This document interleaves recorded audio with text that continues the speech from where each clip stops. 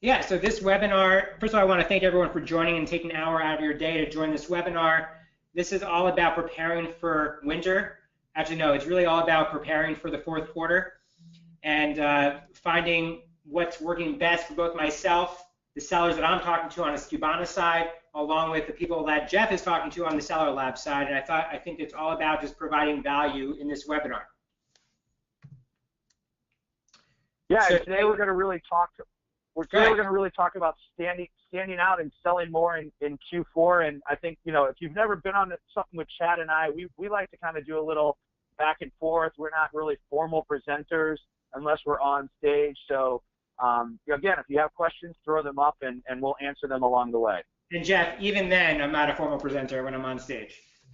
That is true. That is a true statement. All right, so you know you're in the right place. If you're a seller that's looking to optimize your listings, you could be a reseller, you could be a private labeler. At the end of the day, we really want to build listings that are built to convert and built to sell more product. So we want to prepare you as best as we can for the fourth quarter. You're going to learn about the pros from us, how to prepare your Amazon listings for the fourth quarter, and you're in the right place if you're just an awesome person and you want to kick it with Jeff and myself. So I do want to say, pretty much sums it up. Stick around towards the end. Both Jeff and myself are going to have a special offer for a small amount of the people that do stick around all the way towards the end of the presentation. You're going to want to stick around for the end to see what we're about to offer. Yeah, and also, Chad, you know, we've been known to give stuff away during the presentation. So we like interaction. So the more you're interacting with us, the more that you're sharing in the questions and letting us know how you're feeling about the stuff, the more we might be inclined to throw some things out, like you know, some T-shirts. We have some coffee mugs. So the more engaged you are, the more we get into this. So share with us. I'll introduce myself first, and then you can get back into Chad there. But I am the Chief Marketing Officer for Seller Labs. If you're not familiar with Seller Labs, we are a software as a service company. Our softwares include Feedback Genius, Ignite, Scope, and Quantify. And we really try to help sellers succeed and grow their profits on Amazon. And so today we're looking to share a bunch of our knowledge with you. That is how you can connect with me, all the different ways.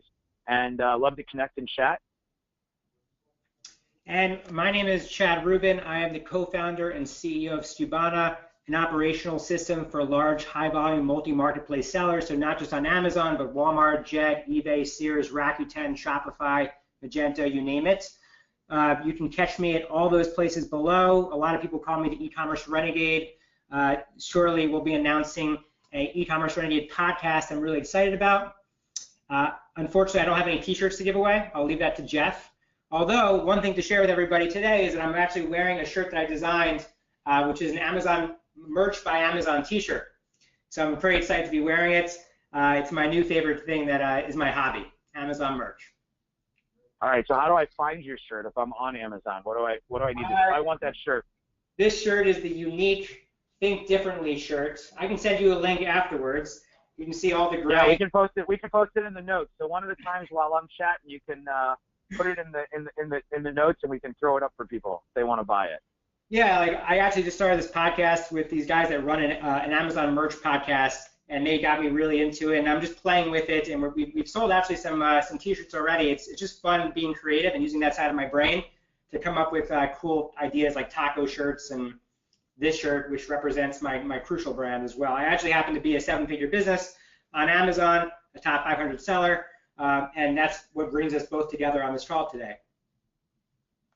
Yeah, and Chad, we've got people from all over the world joining us, so thank you guys, and let's get into the content. Awesome. You want to tackle this one, Jeff? Yeah. So you know, it seems crazy, but Q4 is just around the corner, and every year it seems that Q4 preparation and stuff starts earlier. But I've never met a seller who says I started preparing for Q4 too early, right? It's usually the opposite. They waited too long to start. And so this is kind of a quick checklist. Now, this checklist is really kind of focused around the stuff that we're talking about today. But the first one is know your dates. it's really, really important that you know your dates. These dates are everything from when your inventory has to be in by, long-term storage fees.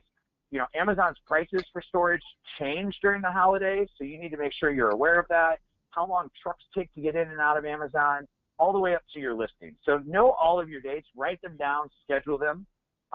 We're going to get through the rest of this in this presentation, but really these are the things you want to make sure that you're doing. And if you take anything away from this presentation, this is what you want on the side of your desk to have as your to-do list. These are the things. You want to update your photos, clean up your listings, add enhanced brand content, set up and test your promos, and constantly be monitoring your reviews. So now we're going to kind of get into that to kind of talk about how it works. Great. So look, you've got Amazon, you've got Google. Google had 80% of market share for searches in general, and Amazon has started to take product search away from Google. So if you ask Google who their biggest competitor, it's not Yahoo, it's not Ask Jeeves, it's all about Amazon. So if we scroll to the next slide, right now you're seeing, at least on google.com itself, you're seeing that Amazon is actually ranking organically because of their page rank and their page history, but also Amazon started heavily promoting product listing ads on Google at the end of the last year in October. But the focus of this presentation is really preparing your listing so it actually becomes a bestseller. And one of the examples I always like to use is Anchor. They are the third biggest seller on Amazon. They're actually the #1 biggest private label seller on Amazon. And I like to learn from people who are absolutely killing it. So I like to refer to them and use them throughout the presentation. Yeah, and you'll see a lot from our presentation. We really focus on apple slicers. We try to keep it generic, but Anchor is a great example. And people always say, right, Chad, the one question people always say is kind of like, who should we emulate? And Anchor is definitely one of the companies that you want to emulate. They do most everything right. Yeah, it's all about learning from people that are absolutely killing it and winning. And so Anchor, for me, I'm a private label seller. I want to know, what is Anchor doing? How are they winning? How are they getting bestseller and Amazon choice across all of their products? And we'll dig into this. But most importantly, Amazon search is very unique. So Amazon has a separate incorporation, Amazon A9, incorporated in Palo Alto, California. And what the search does is actually is tracking everyone's behavior that's using Amazon.com. So everything is tracked, everything has a number attached to it, and the way that they do that, if you go to this slide right here, they have a patent on the way that they're actually tracking and the way that they're searching. So they're actually tracking the keywords that people are typing in, how they find you, do they convert, the usage and engagement on your own page, and Amazon is using all of that information to actually rank your BSR, your best-selling rank. It contributes to your best-selling rank. If we go to that, there we go. So in the URL structure itself, when you actually look up different products, Amazon is actually assigning a number to the keywords that you're searching. And that number is then booked in a database. It's like a table. And so they're saying, okay, Chad Rubin in New Jersey on August 10th, sorry, I didn't know what day it was, on August 10th, did a search on Amazon and typed in Care Bear. Great. And then this is the next listing that he clicked on, whether it's a sponsored ad or a regular ad. He clicked on this next ad, and the next most important thing is, did the person buy? Because that's actually how Amazon makes money. So Amazon is actually assigning win rates based on click-through and conversion and engagement on their pages.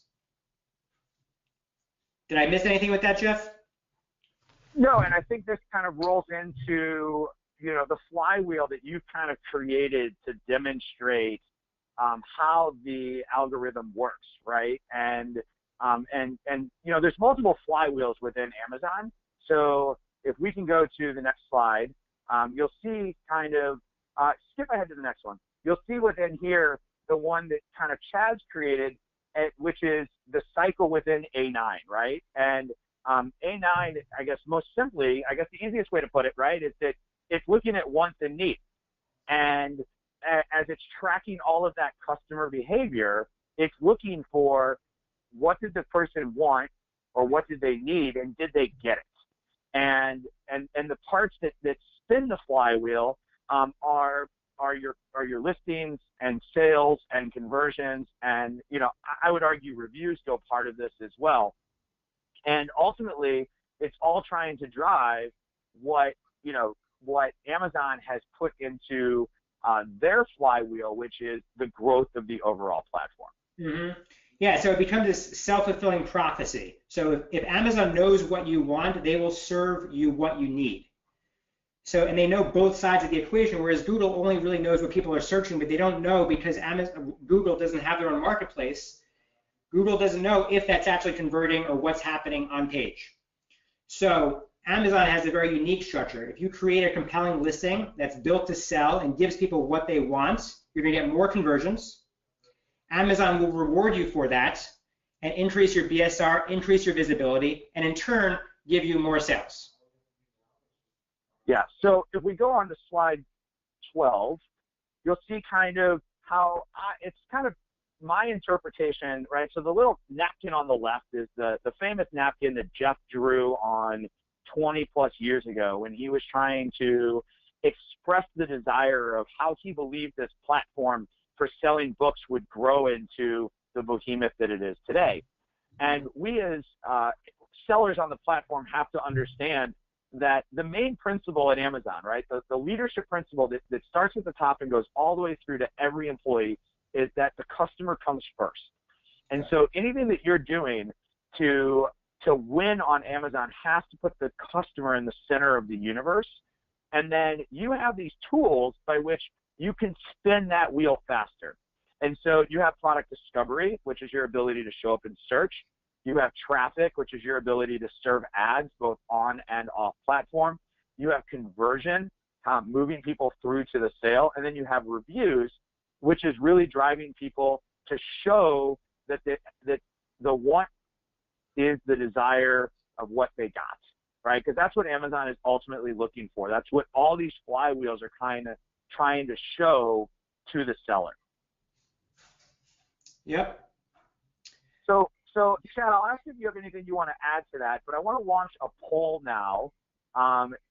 Before we get into this, of what do you think is the most important? The keywords, the images, the title, the bullet points, or the product description? So while people are doing that, I'll just chime in. The recent announcement with Amazon with merchant fulfilled sellers giving people automatic return shipping labels is part of Amazon trying to unify the experience that they give to FBA, their FBA customers, right, the Prime customers. And so it all goes back to that napkin about the customer experience. So one of the things that I think that we left off of that checklist, which I think is important, is just FBA, right? Making sure your product is FBA, fulfillment by Amazon, and it's available Prime to the customers, or else you're not even relevant. So one of the things I've been spending a lot of time with is just literally sending in tons of FBA inventory into Amazon and getting all my products Prime no matter what. And Chad, that's both the ability to have that as seller fulfilled Prime or merchant or Amazon FBA, right? So there's more options today. So here's our results. Yep. Looks pretty across the board: keyword, images, and title. Very low on bullet points and product descriptions. Keywords, title, and image were the three that everyone thought were the most important, but it kind of depends on what part of the flywheel you're trying to spin. So if you're trying to spin the discovery part of the flywheel, then your keywords and your title are very important, but your images are not. And so what we're going to do is try to separate what you can do to spin the discovery flywheel versus what you can do to spin the conversion flywheel. So first, I'm going to kind of touch on discovery, and then Chad's going to kind of go into conversion, and then we're going to end with a case study that kind of shows how this plays. So when you're looking at keywords, it's really asking these questions of like, what is the keyword people are going to use to find your product?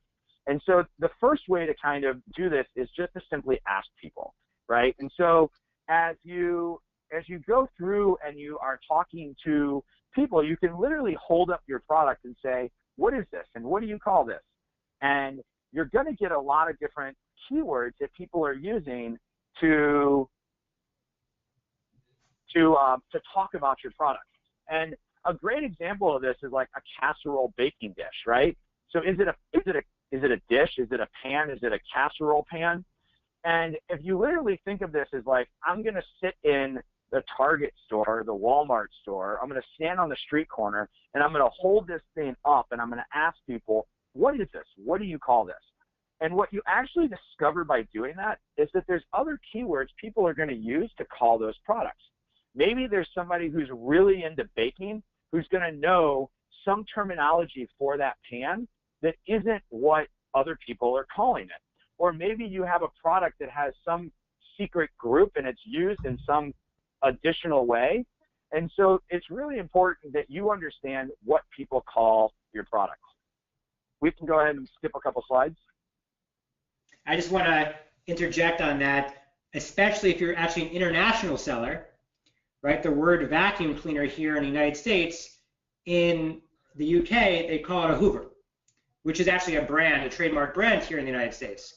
So it's important to not only know your market in the United States, but also when you're selling internationally, what are the naming conventions appropriate to your product? Yeah, and I think one of the examples our friends at Merchant Word used was a baguette. And a baguette is a piece of bread, but a baguette is also a wand. And so if you have a product that's a wand, you maybe are finding out that you want to call it a baguette in your listing because more and more people in America are using, I guess, English versions of foreign language words to search for products, right? So there's Spanish English words and there's French English words, and those are all things that you want to include in your listing. The other option that you have is Amazon has an auto search suggest. So anytime you're on Amazon and you type in to the search field, it starts to suggest products for you. And it's offering suggestions based on, guess what? Conversions. So it wants to serve you the best product that it thinks you're looking for. This is all going back to the algorithm that Chad was talking about at the beginning. And so when I start to type in the word Apple, the first thing that comes up is actually things around the Apple Watch. But as I start to type in Apple S, it now knows that I'm not looking for a watch, and it starts to direct me into Apple Slicers. And I can see here that I have Apple Slicers, Apple Cores, the OXO, which is a brand, large ones, small ones. And so it's offering these suggestions. And these are all good keywords that you want to be thinking about.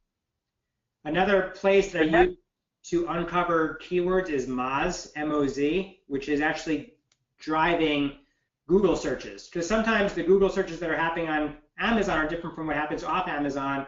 A lot of people are using the A9, that A9 search, right, directly on Amazon.com, but I'm always trying to figure out what are people not doing that I could be doing to capitalize on the longer tail, more unique keywords. So I use M-O-Z. There's like a keyword explorer that I use there, and it's free, I think, 1-2 times a day, unless you're paying. Like I'm a paying client using their software. So I'm going to get to a couple of questions here in a second, but let's get through the rest of these slides. So the final two ways to kind of look at keywords is to look at your competitors' keywords and what keywords they're ranking for. You do this through Amazon in what's called a reverse ASIN lookup. And with the reverse ASIN lookup, you can see which keywords your competitors are ranking for. Seller Labs has a tool called Scope, which actually builds this into a Chrome extension and shows you this information right on the Amazon site. There are other tools that do this as well. Most of them do require you to pay to get the reverse ASIN information, but it's really critical that you use this because, again, going back to the algorithm, you and your competitors' keywords that are ranking really well are the ones that are driving sales, and so those are the ones that you want to focus on. The final thing to look at is to look at what's called your search term report. Your search term report is when you use Amazon sponsored ads. And when you're using Amazon sponsored ads, you enter in a keyword, and that keyword is going to drive you to a search term. Now, I don't want to get into the details of this right now because it's another whole presentation. We have a lot of information at sellerlabs.com/PPC. We can post that in the show notes. But when you tell Amazon that you want an apple slicer, it's going to come back to you with the actual search terms that are being used by a user. So the keyword is the word that you describe your product as. The search term is the term that users are using to actually search for it on Amazon. And so it's important for you to be understanding what the search terms are. That's why a lot of people run sponsored ads to collect data. So while you're running it to generate sales and you want them to be profitable, there's also a trove of data within your search term report that can be used in your keywords. Now, before we move on to slide 18, what I'd like to do is kind of go through a couple of questions here. Let me make sure we're good on time. So Chad, there's a couple of questions.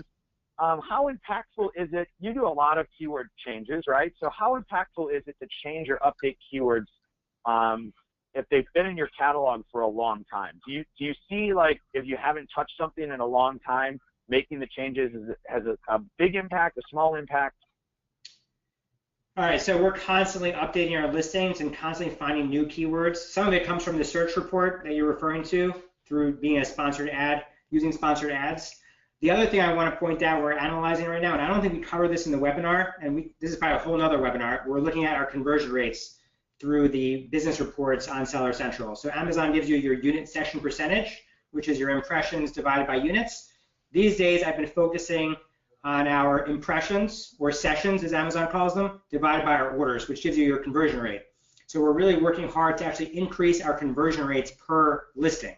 And if that has to do with maybe keywords, great, but that's the metric that I'm looking at right now. How do we increase our conversion rates and make our listings that more robust? Because a small increase in a conversion rate can actually dramatically have an increase on sales, especially if it's a high volume product.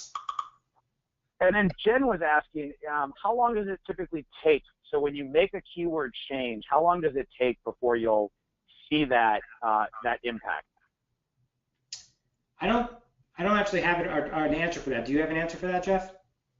Well, I mean, I think you can see it immediately. I think the way to see it immediately is first to check to see if you're indexed.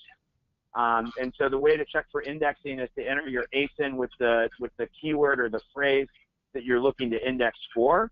And then really, I guess it depends on how competitive that keyword is, right? So if I sell cell phone cases, it's going to take me a while to see that impact for cell phone cases.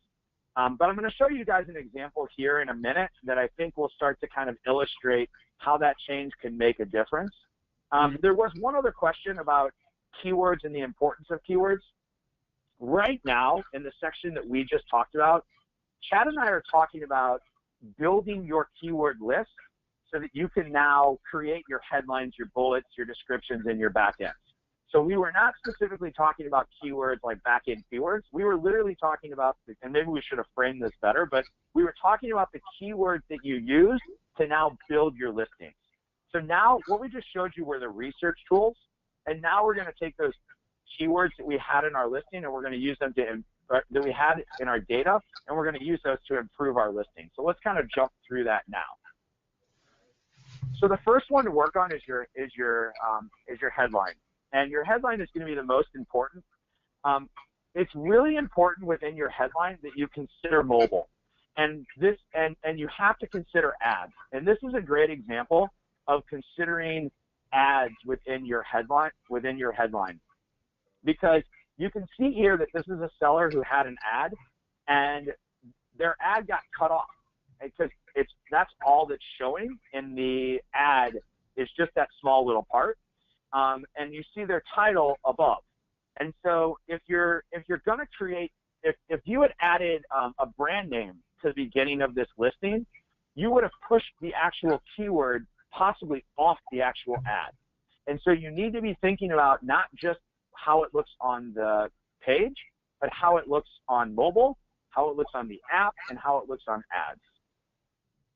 Yeah, think about your first 15 characters. The first 15 characters are the most important when you're doing mobile. All right, awesome tip. The next one is bullets.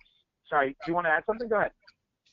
Oh, I was just going to say that what we're doing is we're sprinkling in our keywords across the title, bullets, everywhere. I know a lot of people were sort of under-indexing long-tail product descriptions or the back-end keywords on Amazon, but like I believe that they're all important, like you said earlier, Jeff.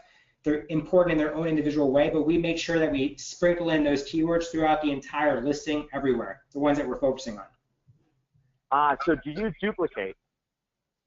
Yeah, we're sprinkling them in throughout. So we have it in the title, we'll have those keywords in the bullet points, we'll have those in the description, we'll have them in the back end. Okay, so if your keyword is apple slicer, you're going to call it an apple. You're going to make sure you use the term apple slicer in at least each of those spots once, even though they're duplicates.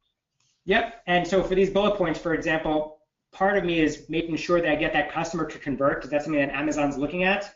But some of my text I'm actually building not necessarily for the consumer, I'm building for Amazon indexing purposes. Yep, and ultimately, like what we're talking about right here is building for indexing, and then I always believe kind of phase two is like now making that so it can convert. And I think you can see as an example in the first listing, when you start talking about like the dimensions of your product, the size of the blade, those are things that might be interesting to somebody who's looking to buy your product, but it's not going to do much in helping you for product discovery, because no one's going to go to Amazon and say, I want an apple slicer that's 18 by 10 by 6 centimeters. Right? Now, if you have a bicycle, then size is important, because you need to know if you're buying a 16-inch, an 18-inch, a 20-inch bike, right? So you got to know your product. You got to know the facts that matter about your product, and you want to make sure that you're both answering questions that your customers have, as well as offering features and benefits. I'm just going to add to that real quick, because we're spitballing. For me, it's about value propositions. So those capital letters are making sure are appealing to the emotional experience of the person that's on the listing. The other thing that we've been doing is we've been putting in the first bullet, we've been putting in risk-free, like risk-free guaranteed, because essentially Amazon accepts every return back no matter what. So we want to get people to go to that checkout button, to go to that orange button and to hit buy now. And so that's one little nugget I want to share that we're doing for the first bullet. All right, so Chad, this is going to get into some controversy.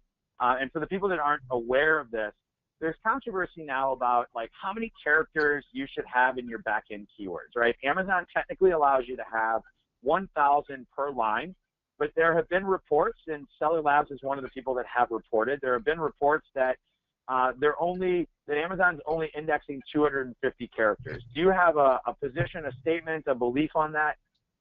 No, I've read it in a couple of different forums.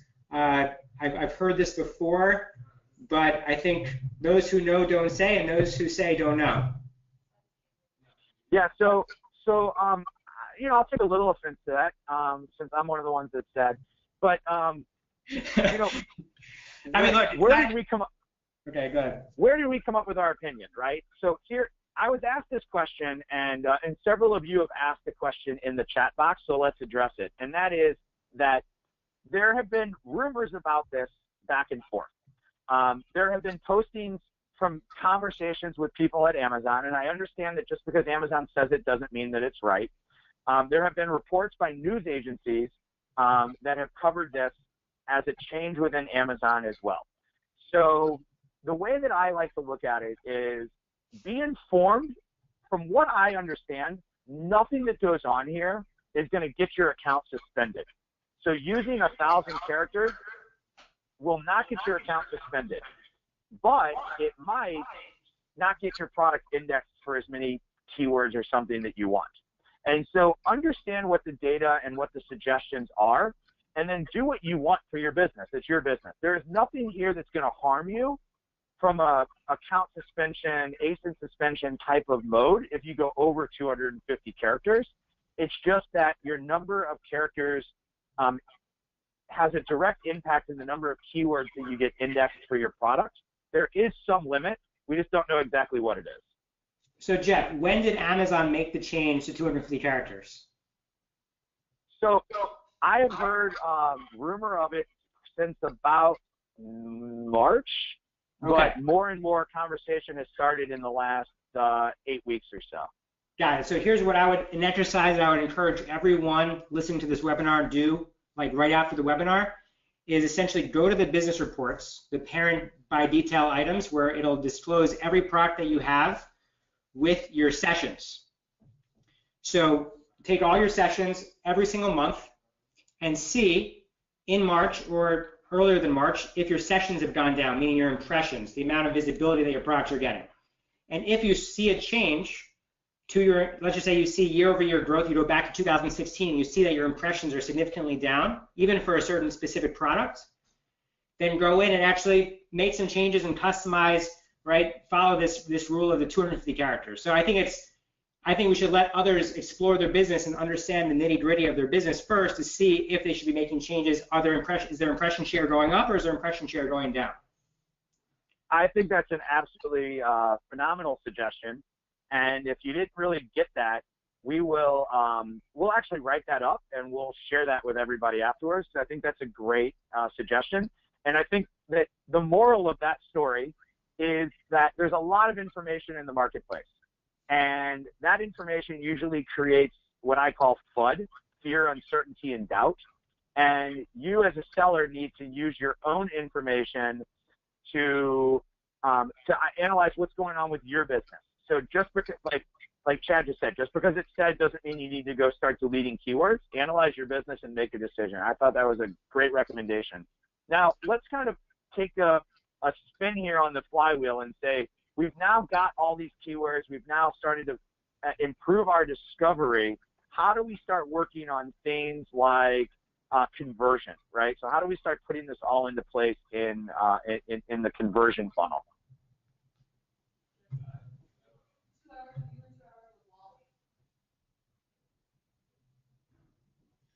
Okay. You want me to take this, Jeff? Yeah, go for it. Okay, cool. So we talked about keyword research. Merchant Words is a great way to understand the search terms and the volume of searches that are happening on Amazon. I mentioned Moz earlier. Review Meta is kind of an interesting site that essentially gives you what percentage of the reviews left on Amazon they consider fake. But most importantly, what they do is they actually give you the most frequently used terms throughout the listing. And I use that to just double check our own keyword search and to make sure that we're putting in the frequently mentioned keywords or frequently mentioned reviews information into our own listing. So the other thing that we do is we make sure we're writing for 50% humans, 50% for bots, because essentially what Amazon really cares about, they make money. Yeah, they make money on sponsored ads, but they really make money. You're a perfect client when you're actually an FBA seller, you're a sponsored ad advertiser, and the person buys and they get a percentage of your revenue. Those three things are really, really important. So make sure that you're actually optimizing your listings and it's built to sell, built to get people to purchase. And I listened recently to a video from Simon Sinek. I think it's called The Power of Why. So don't just explain what you're selling, explain why people should buy your product. What's your value? What are you providing? Because that'll get people to actually convert.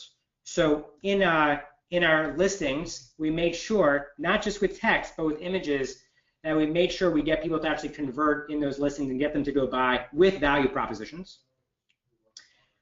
We don't just care about clicks, we care about conversions, we care about engagement on our page. So I guess I'll go into the first one. This is Alpha Grillers. They actually, well, one is Alpha Grillers and one is Anchor. So I said I would be referring to Anchor. So if you look at the title, Anchor isn't just saying, hey, this is a portable charger, right? They're saying this is a candy bar size, ultra compact portable charger. High speed charging, power IQ technology, whatever that means, whatever it is, it's making me interested to click, but they actually flush that through the entire listing, which we'll get to in 1 second. The other company is Alpha Grillers. So this is a private label seller, not very well known. And I don't know what's going on there. Okay, Jeff, you're good. I lost you for a second. So on Alpha Grillers, they're putting in, hey, this is a pen thermometer, instant read, digital cooking tool with an internal temperature chart. These are highly indexed products, but if you look at the way that they're doing their keywords, they're not keyword stuffing, but they're making it keyword dense. Partly with the correct keywords, but partly to make you interested and to make you click in to actually go in and dig more into the product. Jeff, is there I anything like to say, I like to keep it really simple. If it reads nicely, you wrote it right. Well said. So these are the secondary images. So Amazon's terms of service always wants you to have a white background for the primary image. For secondary images, you can actually create lifestyle images. A lot of people just post images up without actually thinking about what they're posting. And so for me, I like to drive home the point of the why. So if we start on the right and work our way to the left, you'll see that firstly, Anchor puts in an 18-month warranty, quality you can count on, right? People could dump this in the toilet and still send it back as a return to Amazon, and they will still take it back. So putting in an 18-month warranty gets people to check out because they can return that product whether you like it or not, whether it's FBA or whether you're merchant fulfilled or not as well. If you go to the left, charge faster, save time, they're essentially making a claim that they charge faster. And if you go at the bottom, a little asterisk that says compared to certain models. But they are saying they will save you time and charge your device faster. And all the way to the left, they're showing a sexy Apple collaboration next to the Anchor device. And their takeaway is that's light, compact, trendy, and they really spend a lot of time with their images. And the most important thing is that they're all high resolution. Jeff, anything to add there? No, I mean, I think lifestyle photos make a difference on conversion, and it's been proven. I think if you don't have 5 photos, then if you don't have 5 photos and you don't have photos like the ones Chad just shared, those are 2 great areas for improvement, or 1 great area for improvement that you can start on immediately. Another gold nugget on images I'm finding is 3D renderings. So making a 3D rendering of your product image has actually helped boost conversions, which we can always talk about offline. All right, so here's some bullets. These are built partially for Amazon, for the robot, and partially for the user. So in my opinion, the capital letters are what really gets your attention. Nobody reads anymore. I have a cat. My cat has a 7-second attention span. And I think people are slowly converging into that. Maybe they're at 14-second attention span right now. So guys, focus.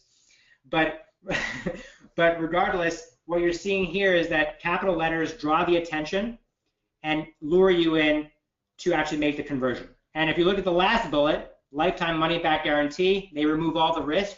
A lot of times you can put that up front in your first bullet, and it helps push the product along, and it gets people to buy.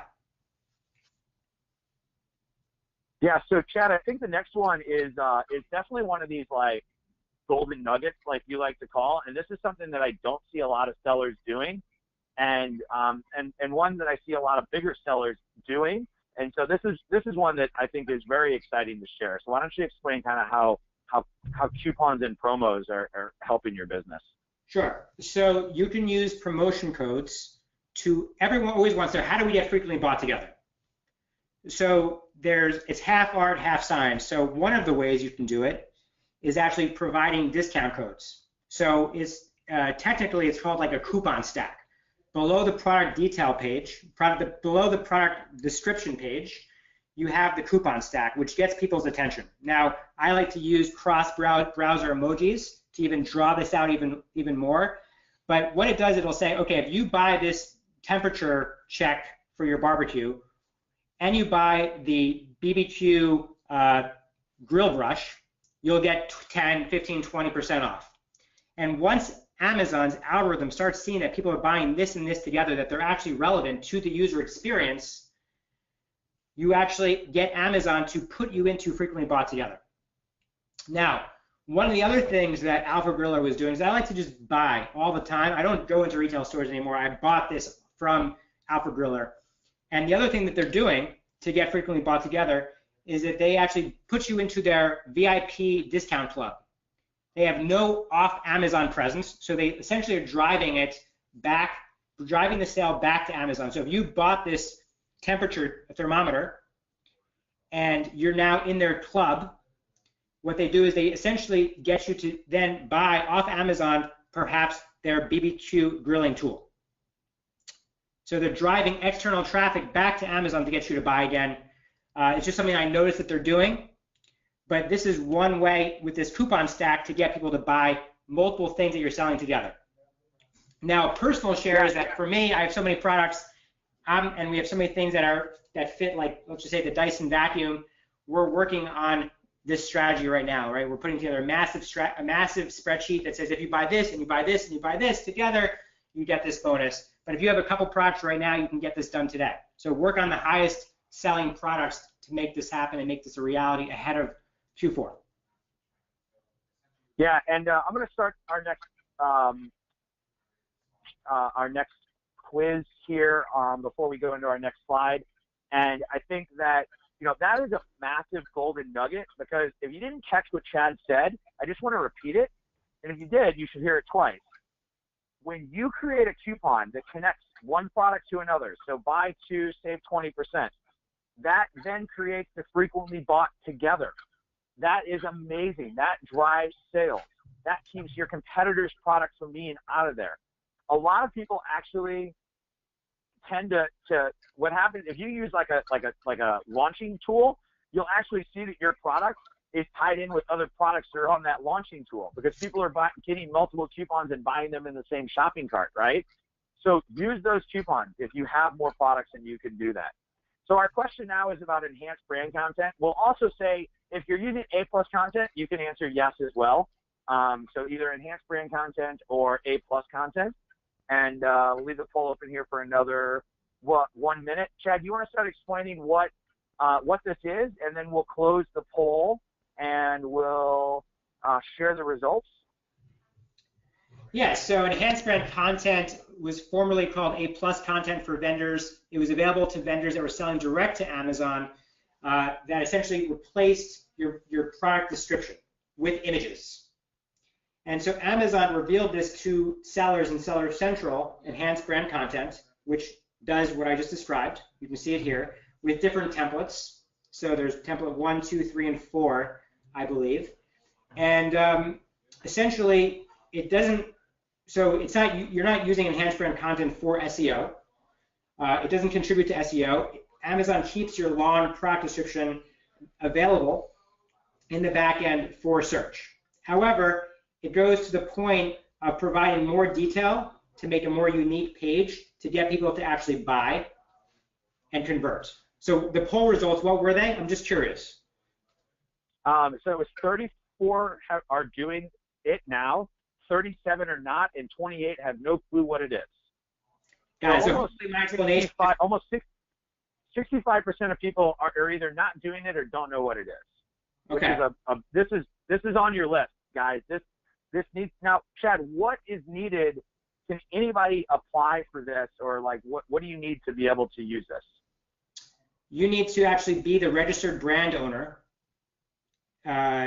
to get access to enhanced brand. So if you're a reseller and you're selling HP printers on Amazon, you're not going to be able to do this. So if you are a private label seller, you have access to this functionality and details to actually have the ability to change the listing on Amazon.com. Yeah, and so if you're part of one kind of caveat, if you're part of Brand Registry Old, which is prior to, I think, April 30th, it's referred to as Brand Registry 1.0, you still can use enhanced brand content. If you're part of Brand Registry 2, you get the enhanced brand content, and we've been told by Amazon that they're going to add video to enhanced brand content. And Chad probably might not have even seen this yet, but they've now added inside Brand Registry 2.0 the ability to create storefronts. And so you can create, it's kind of like enhanced brand content, but you can actually add video into your storefront and either promote a product or a group of products in your storefront. And so these are kind of like next level things that you can do to really drive additional conversion of your product, right? So a couple of questions came in. Does this help with discovery? And the answer is not that we're aware of at this point in time. Subject to change per the Amazon awards, right? Yeah, I mean, look, the great thing about selling on Amazon, I always say this, is that what you know today expires in 3 or 6 months. Things are changing so rapidly, but that's actually what makes selling and being an e-commerce seller so interesting. Yeah, and Chad, for people that are interested, Seller Labs created an enhanced brand content ebook, which walks you through the components of enhanced brand content and how to create content so that it'll get approved. And that's in the handout section of the GoToWebinar control panel. So let's jump to, there we go, and then we'll go through a little sample here. All right, so I'm always thinking about like, what are people not doing? And so when I'm looking at products or I'm doing research, a lot of people are using these tools to verify their idea. And if everyone's using the same tool or everyone's doing the same thing, how do you win in this environment? And it's a very competitive environment right now. And it's even getting more competitive and more flooded. So I like to actually I like to go right to the source. So I'm using Amazon.com. I'm searching product directly on Amazon.com, and I'm trying to disvalidate my idea. Instead of trying to validate the idea, I'm trying to disvalidate it. So I go in and I read reviews. And you want to take those negatives that you see and either iterate on the product or iterate on your listing so you address the negative reviews up front in your listings. So it's one way that I use to get ideas for building a listing. Secondly, it gives me keywords to build out a listing. Third, it gives me actually ideas on product sourcing and product ideas. I use a little biggie quote there, going from negative to positive. So I take these negatives and I actually convert them into positives in my own listings. And it's one of the things I noticed. I was watching the behavior of my wife doing a search, and she always goes either on Amazon or TripAdvisor. She always goes to the 1-star reviews. She never looks at the 5 stars, so those are great, those are fantastic. She goes to the 1-star immediately to find out what people are saying. So if you can actually address those 1-star reviews up front in your bullet points, it enhances your conversion rate tremendously. Absolutely. And I think the one caveat to that, Chad, your product has to actually do the things you're claiming it's going to do, right? So, and so you have to, so the example I use is if people are complaining about things and it's how to use the product and you explain how that use occurs, then you're going to get rid of people saying, I didn't know how to use the product, right? That's the easiest example. Yeah, like I'll give you another example. You have emoji balloons. So somebody was researching, one of our Stubana customers was researching emoji balloons. And so the best-selling emoji balloon on Amazon.com, the frequent negative was smells like fish. Like all the negatives were smell like fish, the balloons. God knows why they were smelling like fish, but whatever it is, they decided to build a listing, and one of the first bullet points was, does not smell like fish. And it's true, their product didn't smell like fish. So it's just sometimes you find interesting little nuggets that you can bake in and that can really move the needle for your product. Awesome. Let's go through a little case study here, and then we've got a bunch of questions. Very active audience. We appreciate that, and we're going to try to answer as many of these as possible. So if you're like me and you were born in the 1970s, you probably remember a brand called Iowa. They used to sell these things that played music on a little silver like round thing that you put in it and spun around in circles and music came out, or they used this reel-to-reel thing. And Iowa was known in the 1980s as like a major brand for music, right? Like you either had Iowa or you had Onkyo. And so Iowa kind of reinvented themselves. And they came out and launched a new product on Amazon. Now, when they launched this new product on Amazon, it's this, look, it's a beautiful new speaker. It's looking like, you know, something very modern and such. But this is the description that they use. Now, they're in a highly competitive category. I had to grab this from the Canadian site because they made the change before I was able to grab the old. And so it sells for about $300. And they were calling it this portable Bluetooth speaker. And like, look at how interesting this is, because from a discovery standpoint, who's going to ever say input 220, 240V, 120, 120V? Like, who's going to ever look for those things to find their product? And in addition, while it's really interesting that's a great feature, that it's 200 watts of continuous output and it's got a 50-foot Bluetooth, they're not actually speaking to their customer and actually providing their customer with a way to understand the brand of Iowa. And the brand of Iowa is power, it's volume, and it's clarity, right? So we went through the process that we just went through. We looked for new keywords, we read reviews, we updated images, we did all of this. And when we were able to do that, we were actually able to come up with a brand new listing that was specifically talking to their customers. And so this is the listing as of like today. It actually is not out of stock. We need to update that. But they start out, just like Chad said, they start out with the Iowa promise, right? They're coming right out and saying, we're a solid company. We stand behind the products we sell. It's got incredible sound for you or for a crowd. If you take this to a baseball field, you can put this at home plate and hear it in center field, right? They are speaking to the type of audience that wants to spend $299 for their product. They went to their session report, the report that Chad was talking about earlier. They saw how many sessions they were getting. They didn't have a problem of traffic. They had a problem of conversion. They were able to increase their conversion by 10 points. So that's not a 10% increase, which is 1 point. It's a 10-point increase in conversion. They took traffic that they already had, and by delivering a more compelling listing, they were able to convert more of that traffic. Now, they're in Bluetooth speakers. They're $299. There's only so high they're going to get in the BSR ranking, but they actually got this into a sub 100 ranking on Amazon for the term Bluetooth speaker. That's pretty amazing, considering most of the other products in that category are selling for $25 or $30.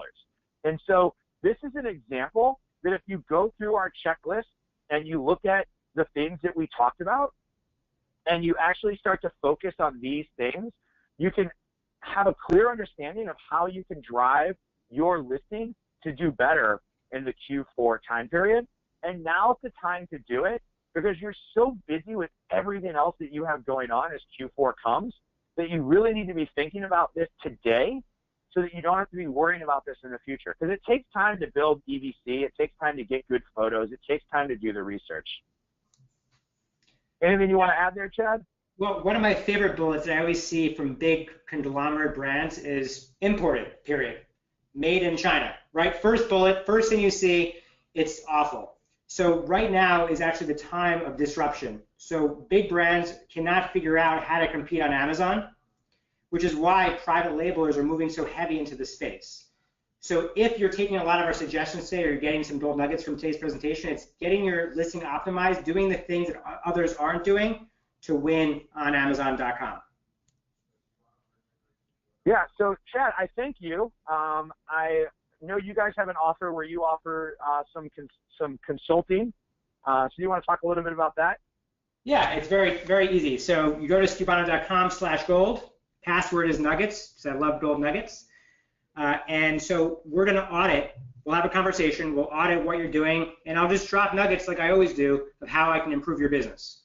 I'm going to keep it selective. We have a lot of people joining today, so I won't be able to get to everybody. But if you apply, I'll make sure that you're essentially in the fold, and we will try our best to get to everybody that applies for the power offer. Awesome. And if you like the tool Scope, which I showed a demo within some of the slides that we were doing, we have a $50 off. It's an annual subscription for the tool, and you can go to stellarlabs.com/ScopeQ4 and enter the promo code. The promo code's on the website as well. We're going to email these out to you if you don't remember. And so, I thank you, Chad, for coming. We're at kind of the top of the hour, but I want to answer some questions. So are you good to go a little long? Yeah, I think I am, actually. Okay. So the questions, I think, really came in kind of in waves, right, based on the different things that we were talking about. So let's kind of go back into the A9. So Haley was asking, does the A9 algorithm apply all of the queries? Let's see, all the queries are just yours. So is it taking all of the keyword? How's the A9 algorithm kind of taking all of those search queries that it gets in that data and applying it back into how it's creating suggestions for people? So, look, I'm not an expert in Amazon A9 to any extent. I've only done a certain amount of research to figure it out. So when you put in when you search by a keyword, you search by category on the left, right? You're going to get a QID, a session ID, that Amazon is applying to that keyword and tracking that in their own database. So if the person converts, right, Amazon's going to actually take notice of that and say, okay, not only did the person search that keyword, but the person also bought on that keyword as well. Because that's when Amazon makes the most money. Of course, Amazon's thinking, how can we make the most money based on the person's need and what their want is? And let's serve the best results based on that need and want, because clearly the listing is doing a great job if the person's actually checking out completely and Amazon taking that percentage. All right, so good question that was asked was, does it affect your listing if you make too many updates? Look, for us, we make updates frequently. We try to stay in the fold. We try to learn from our mistakes. I don't think Amazon's going to penalize you for making your listing stronger. Yeah, and I think that what I've always believed is that by making changes to your listing, you're giving an indicator to, there used to be a belief in general SEO that if you were making updates to your page or old articles, you were kind of telling Google that like this page wasn't dead. And so it's kind of the same concept. If you're showing Amazon some tweaks to the page, you're kind of poking the algorithm to say, come back here and look to see, you know, what change I made, and it kind of forces Amazon back in to kind of re-examine you. Well, I don't know if you know the answer to this, but I'm sure you have some thoughts. Darren wants to know, what happens if you have a great BSR? How do you maintain it? Never run out of stock, which is why sellers are using Skubana. Make sure your product is always at FBA. I like to have about 90 days of inventory at FBA. It's one of the biggest mistakes that I made as a seller was running out of stock at FBA.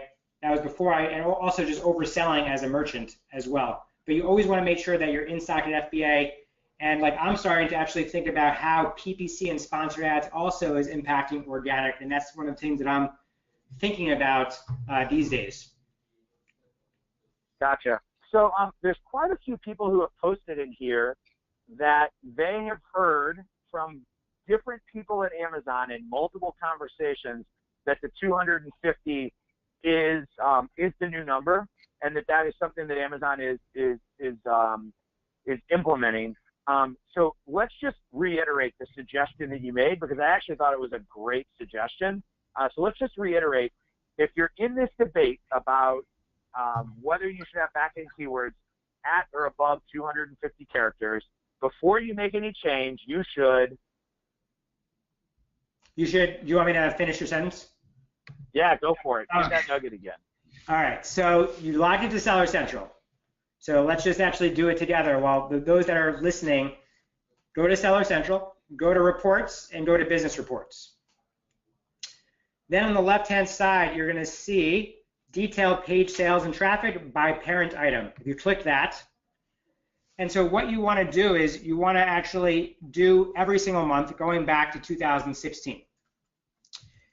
And you're going to, the two big, so right now what you're seeing on this report, there's a lot of metrics here. For me, the most important one is sessions. Buy box percentage is always very important if you're a reseller. Who's hijacking your product perhaps? But Amazon's giving you your unit session percentage, which is not your true conversion rate. So what we do is we take our sessions and then we divide them by our orders that we received. And we do that all in a spreadsheet. It's all a formula. But more importantly for everybody that's listening right now is you need to understand, is Amazon, did something happen or change when Amazon made their change in the back end keyword search on those search terms, 250, limiting it to like 250 characters. So I just encourage people to go look at the numbers themselves, and if they see that they're, and you can do it by product every single month as well, which is probably the best way to do it. It's a lot harder, and you can do it with VLOOKUPs. We can talk about it in our audit as well. But what you want to do is you want to see, are your impressions going up? Are they going down per product? And if they are going down, perhaps it's a great time to take a look and make those changes in the back end and limit it to 250. Again, I think it's a phenomenal suggestion. We're going to actually add that in the follow-up email so people can see those steps. Chad, Trevor wants to know, everybody wants to know, what is a decent conversion rate on Amazon? What's the best conversion rate? What is a decent, what is a target conversion rate somebody should be going for? Okay, so if we just look at e-commerce in general, you look at someone who has the highest conversion rate, not on Amazon, is 1-800-Flowers, because people have a specific need. They go to that site and they convert. Their conversion rate's 14% or 14.8%, I believe. Last I checked, maybe the numbers have gone up or gone down roughly, but 14% is for 1-800-Flowers. So, I mean, it depends if your product is a commodity or a discretionary item as well. So if it's a necessity to say, let's just say it's a Dyson vacuum filter, they know exactly what the need is and they're going to buy it. Versus maybe they're going to Amazon and they're going to buy a Neff beanie. And you may or may not need the beanie. There may be some other beanies out there that you're checking out with design and style. So I've seen a big range. I've seen people with less than 1% conversion rate. I've seen people have 6%. I've seen people that have 14%. Is there anything that you've seen on your end? I'm sure you've done a lot of analysis as well. Well, I mean, I think your answer in short is it varies, which people don't like, right? They want kind of hard facts and numbers. And I think that if you look at the session by Child ASIN report, that's going to give you kind of the understanding of the total number of sessions you have compared to your conversions.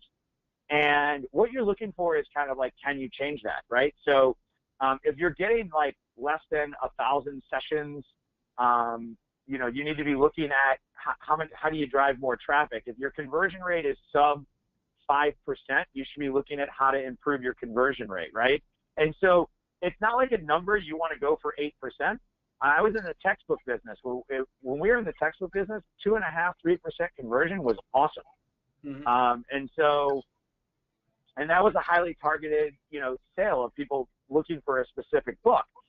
So Amazon's conversion rates tend to be higher because they do have motivated shoppers with Prime and such. But you have to kind of figure out what your baseline is and then figure out how to improve upon that baseline. I tend to tell people if they're under 5%, it's just something to focus on. But I think more importantly, like, look at your listing, right? Like, I had a listing come to me today. Somebody asked me to take a look at it, and it was like one photo. It was the type of bullet points that Chad was just talking about, you know, import. And it's like, how do you not even, like, it blows my mind that they can't even from day one realize that that's their problem, because it's just so obvious. If you look at your listing and you don't think you'll buy your product, you need to improve your listing, right? Mm-hmm. People ask us this about Feedback Genius all the time. How do you get more people to leave reviews? My response is start by reading your emails. Read the actual email that you send a customer. Look at the subject line. Is it something you would actually open up? Read the content. Is it something you would reply to? And if you honestly look at that and say yes, then you're doing a good job. And if you look at that and say no, then maybe you need to make improvements. And maybe you're a little too close and you need to ask your wife or your friend, but ask someone that's going to be brutally honest with you so that you can kind of figure out, you know, where your problem is along this line. Because if you've got a lot of SKUs, you've got a lot of work. If you don't have a lot of SKUs, then it should just be, you know, knock this stuff out based on the checklist we provided. And like most of us know a lot of sellers in the space, so like I did the same exact exercise that I mentioned today, right? We did our sessions, impressions with the ordered items to figure out what our conversion rate is, figure out what our average is, and then what I did was I actually have a lot of friends in the space. I said, okay, guys, fill this out for me. Have you seen a change in your numbers? What's your average conversion rate? Just generally speaking, you don't have to give me your product by product conversion rate.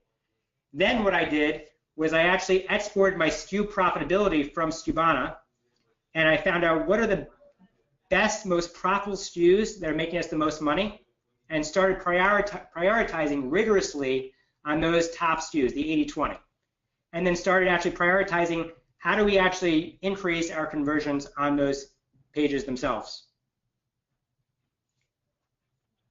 Couple of repeat questions in here, so let's just kind of knock these out. Brand registry, the new brand registry that started April 30th, it does require a registered trademark. So you do need a registered trademark to get that brand registry. My recommendation, if you have the old brand registry, get a registered trademark.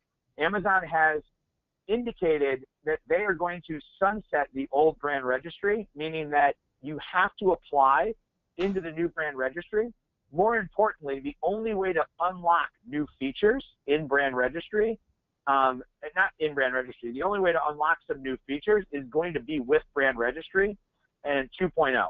So if you have the old brand registry, you won't be able to take advantage of things like storefront or video or other things like that as it is made available. Headline search ads were added to Seller Central. They were available to anyone with brand registry. So Amazon hasn't fully indicated who will get what, but they have made it clear that the new brand registry requires a trademark, and they want everybody moving that direction. All right, Chad, lots of love the gold nuggets. How to apply for enhanced brand content. It's in the ebook that we have. It's also pretty easy to find inside Seller Central. It's under advertising at the top, yeah. Under advertising, right. Let's see. So these are all, yeah, we covered that. Kind of jump here.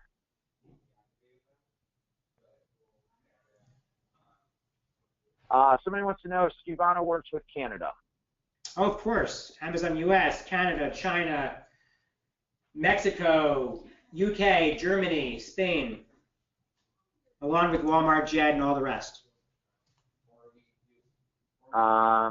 Yeah, there's a lot of questions about brand registry, and I would say that we'll point you guys to some information because it's kind of a whole topic in and of itself. We kind of covered it and how you can use enhanced brand content, but I don't want to get into the specifics of it. Let's see.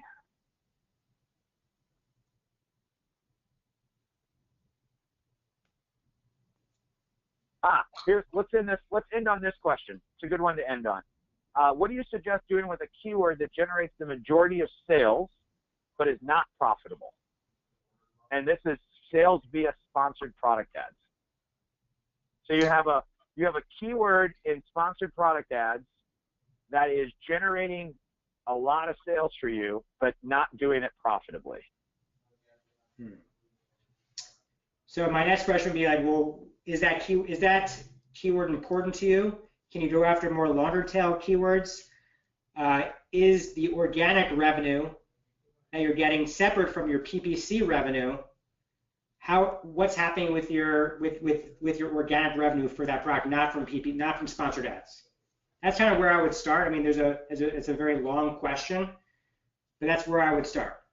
How about you, Jeff? Yeah, I think I would add a couple of things. One, I don't know if you're talking about a keyword or a search term. You called it a keyword, but I would look at your search terms and I would figure out if there's some negative keywords you can be using to kind of dial that in a little bit more. I think you're right, looking at if it's not helping your organic sales, if you're not actually generating organic sales on the product because of the spend of the keyword, then I would probably start reducing your bid and seeing what that does. But if it's creating a halo effect, meaning that from the sales that you're getting that are unprofitable, you're generating the organic sales, which are, I would probably look at that. If you want to contact us at Seller Labs, we do a 30-minute sponsored product ad audit as part of Ignite, and so that's something that we could chart out for you and look at. So I promised a couple of T-shirts. So we're going to pick a couple of winners here of T-shirts, and I like to do just kind of a random scroll. And so Rick Hill, you are one of the winners. I have all of your names in like a randomizer. Rich Hill, sorry. And if we don't have your size, we do have coffee mugs because we've run out of a bunch of the sizes. So let's see who else we can have. Let's see. You're in here as NK, so I don't know who you are, but we'll do a shirt for NK, and we'll do one more. Fern, you are the winner. So Fern is also a winner of a shirt. And Jeff, I just sent you a link. I just sent you a link to my shirt. Okay. Is it in the? It's in the organizers link. Yeah. All right, Corey can find that and post it. Cool. In the organizer chat. Oh, there we go. Okay, cool. Here we go. Awesome.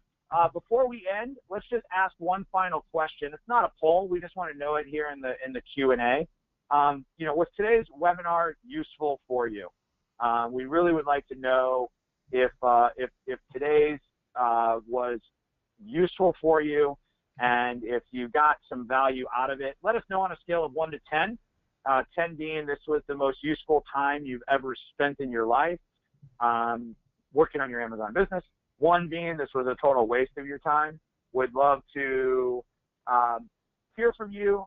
We love suggestions, recommendations for what we could do better, what topics we could cover in future webinars. We'll share all the feedback with Chad as well.